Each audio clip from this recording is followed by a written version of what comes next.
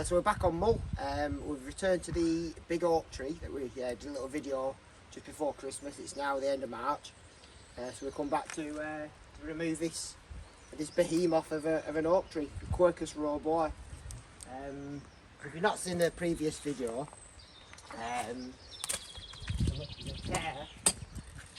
out where the canopy starts, and there was a huge limb come out and filled all this space, so we took that out back in December, and we returned to take the tree out. So unfortunately, with the extent of that tear has torn down the trunk, disease will be getting in, and in subsequent years this tree will be coming over and dropping some more stuff, flattening the fence, landing on the house, could land on those old hazel coppice there. So we're going to take it out. So you'll see us, we've put our anchor point in, and we've put an anchor point for our lowering line in. So you're going to see how we're going to be stripping the tree out so we don't damage these old hazel coppice on the back side of the tree. So we've got some rigging systems. It's called a butterfly lowering system. So where my anchor point is, I'll put that down to the base of the limb that I'm cutting, and then there's another rope goes down to the end of the canopy. So when I take the branches off, they'll be coming down to the ground as they're sat in the tree.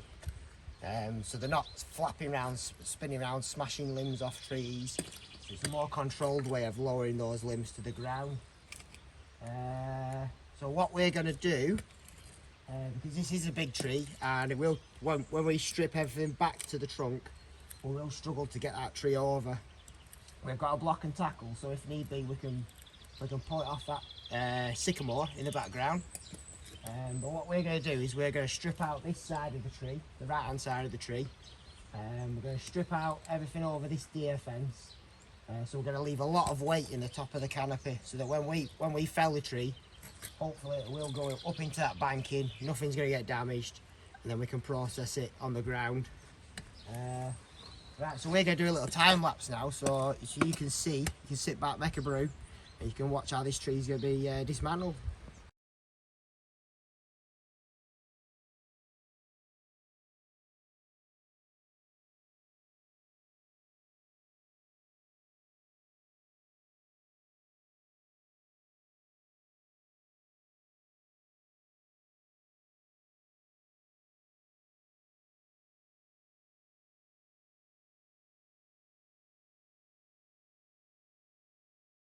So I hope you enjoyed that little fast track through the stripping out. So we've got all the weight off this side. We've taken a lot of the weight off. Everything's disappeared over the top of the hazel coppice. We've taken a lot of the weight out the garden side. So all we've got now is the weight holding the weights on this side of the tree, the direction that we're going to fell it. So what we've got here, this is called our gob cut. So this denotes the direction that the tree is going to fell when we put our back cut in. Because this is such a beast, we've got a still 660 with a 36-inch bar. But as the more observant of you, even that's not big enough. So what we've done there to put the gob in is we've come in, now a directional cut, then this is exactly the same on the other side. So that's how, so with this 36-inch bar, potentially I could take out a 72-inch tree, which is a big tree. So because of the width for the base of the tree, I can't do me straight back cut, come in with the saw at the back to fell the tree. So what I've done,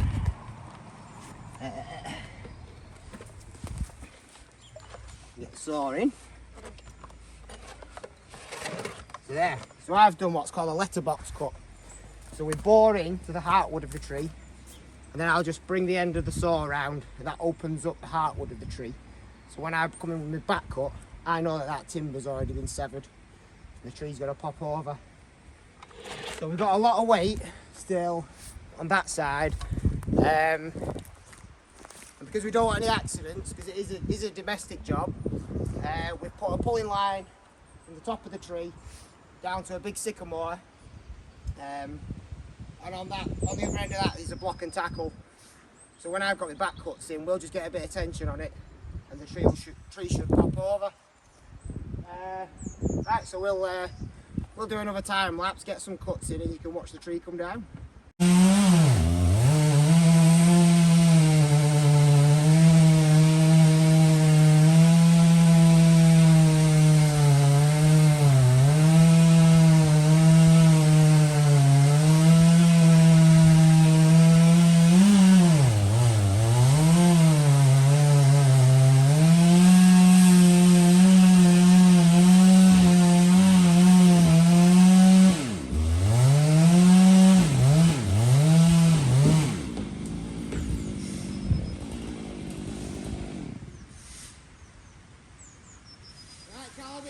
Then, so if you get a few turns on it.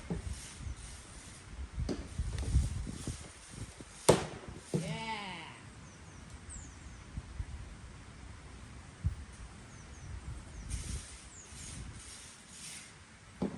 Yeah, keep going.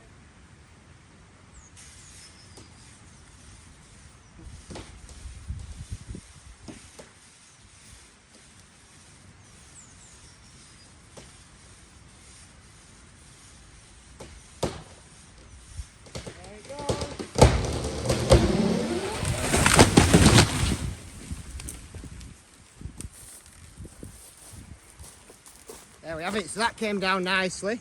There's a little bit of rot in the bottom of the tree, but it's down, it's safe now, nothing can get damaged. So we'll go down and have a look actually, and we'll have a look at the extent of this rot. Right, so we're back at the rig plate. No tape measure on me, but those spread legs tells me it's about 1.35 meters across.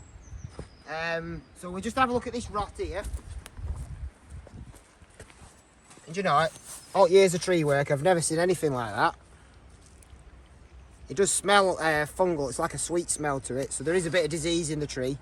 But all the timber's like solid, absolutely solid, 350 years, 360 years. It's just starting to get that disease now. But with that tear, I dare say that imminently there's some more disease will be setting in, and the heartwood of the tree will rot and it'll start collapsing then. So as regards the cuts, so I felled that with what's called a split level cut. So if you remember me telling you about the letterbox cut, so I just go in and just move the saw around like that.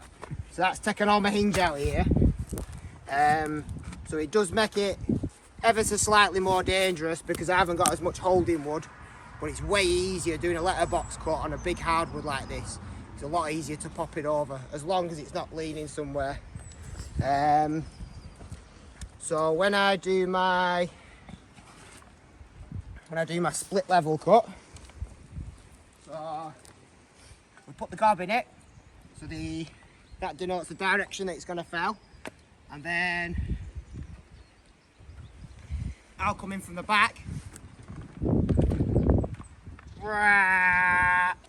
and I stopped quite close to the hinge on this side because there was an ever so slight bit of weight coming this way, so I wanted all my holding wood on the opposite side.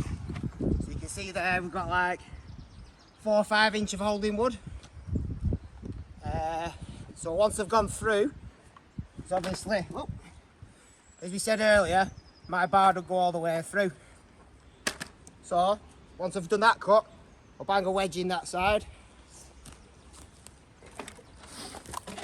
And then what I'll do then is you can either plunge it and come out, but what I did, I just cut in from the back. And you can see there I've left like a good 9 inch of holding wood there. So what holding wood does is it, how do you describe this? So you've got like the narrow bit of holding wood on one side, where all the weight is, and where the weight isn't, we'll put a lot of holding wood. So when the tree comes down, it'll swing it round on that holding wood, and you just sort of ease it down to the ground. It didn't fly off in any unexpected directions. So that was a nice controlled easy fell. And when I got up to, like I say, 9 inch away from a hinge, I could have carried on cutting until it went, but I heard it bang. So when it starts banging and popping, that's where that hinge is starting to work, and it's pulling that timber out of that lower section. So it's just destroying the grain here, and all them pops and bangs is this bit of timber ripping out.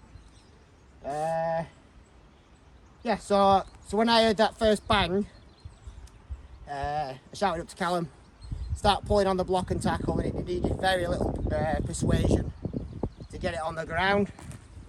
So what we normally do is when we're felling trees, we'll put a few logs underneath, so that when we process it, the timber's on the ground, we're not digging into the soil. And when we come to slab this bit of timber up, it's going to be a lot easier for us because we're not down near the ground, we're going to be up off the ground. So we'll process this and we'll probably come back maybe tomorrow when we start slabbing this timber up, see what beautiful bits of timber is inside this trunk.